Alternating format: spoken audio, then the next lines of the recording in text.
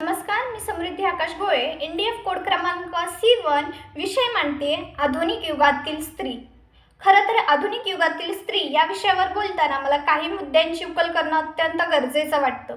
त्यातील मुद्दा क्रमांक 1, तिचे बदललेले स्वरूप.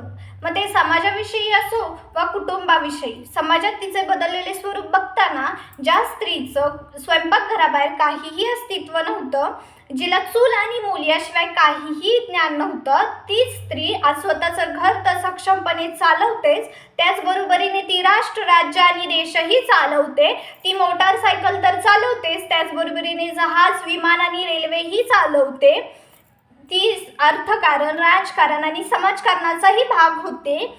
आणि त्यानंतर कुटुंबाविषयी जर तिचे बदललेले स्वरूप हे बघायला गेलो तर ज्या स्त्रीचा मुतपाकखान्यातून माज घरात साधा बांगडीचाही आवाज होऊ नये इतक्या बंधनात आणि रूढी परंपरेत अडकलेली स्त्री आज स्वतःच्या घराचा उंबरा ओलांडून देश विदेशात बाहेर पडते. स्वतःच्या कुटुंबाचं बाहेरच्या समाजात नेतृत्व, प्रतिनिधित्व करताना आपल्याला दिसून येते.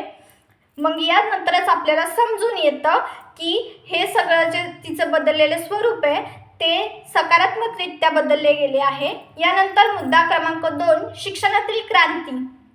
खरं तर तिच्या आधुनिकीकरणाचा पाया म्हणजे शिक्षण. असं म्हणतात, शिक्षण हे वाघिणीचं दूध आहे आणि ते जे कोणी पिल ते गुरगुरल्याशिवाय राहणार नाही. म्हणूनच सावित्रीबाई फुले आणि ज्योतिबा फुले यांनी स्त्री शिक्षणाचा पाया रचला. त्यांनी एक छोटंसं रोपटं लावलं आणि आज त्याचा वटवृक्ष झालेला आपण पाहू शकतो. शिक्षणामुळे स्त्री प्रत्येक क्षेत्रात पुढे आहे ही आपण पाहतो. तिसरा मुद्दा, आर्थिक स्वावलंबन. पैसा तर सगळेच कमावतात हो, पण तो पैसा कुठे आणि कसा खर्च करायचा याचं ज्ञान फार कमी लोकांना असतं. आणि त्यातच स्त्रीने पैसा कुठे आणि कसा खर्च करायचा याचं एक उत्तम ज्ञान संपादन केलं आहे. मुद्दा क्रमांक 4, क्रीडा क्षेत्रातील कर्तृत्व. खरं तर स्त्री खेळात ही कुठेही कमी पडली नाही. मिताली राज, PV सिंधू, मेरी कोम यांसारख्या महिलांनी आपल्याला दाखवून दिलं आहे. जिद्द आणि चिकाटी असेल तर स्त्री प्रत्येक खेळात आपल्याला जागतिक स्तरावर चमकताना दिसून येऊ शकते. यानंतर मुद्दा क्रमांक 5, राजकारणातील नेतृत्व. खरं तर राजकारणात नेतृत्व करणं ग्रामपंचायतीपासून ते संसदेपर्यंत आपल्याला महिला दिसून येतात आणि त्या फक्त आता त्या फक्त मतदान करत नाहीत, ते धोरणेही ठरवतात.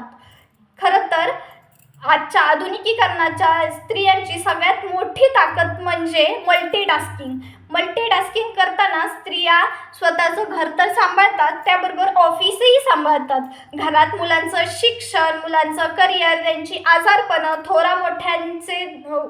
थोड्या मोठ्यांची काळजी, त्याचबरोबरीने नवऱ्याची काळजी, त्याचा डब्बा, घरात काय आहे काय नाही, प्रत्येक गोष्टीवर लक्ष, ऑफिसमध्ये बॉसचा ओरडा, फायलीच्या गराडात पडलेले टास्क पूर्ण करणे, कंपनीची ग्रोथ, सगळं बघताना त्या घर आणि करिअर या दोन्ही आघाड्यांवर यशस्वीरित्या लढत आहेत. आणि इतकी सगळी प्रगती करूनही, इतक्या प्रगतीपथावर त्या असूनही आजही कित्येक स्तरावर स्त्रियांना दुय्यम लेखलं जातं.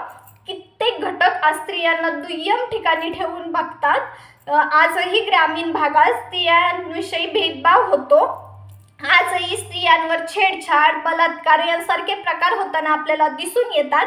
आणि मग मला असं वाटतं, आधुनिकीकरण हे फक्त कपडे बदलणं म्हणजेच आधुनिकीकरण नव्हे हो, तर विचारही बदलणं म्हणजे आधुनिकीकरण.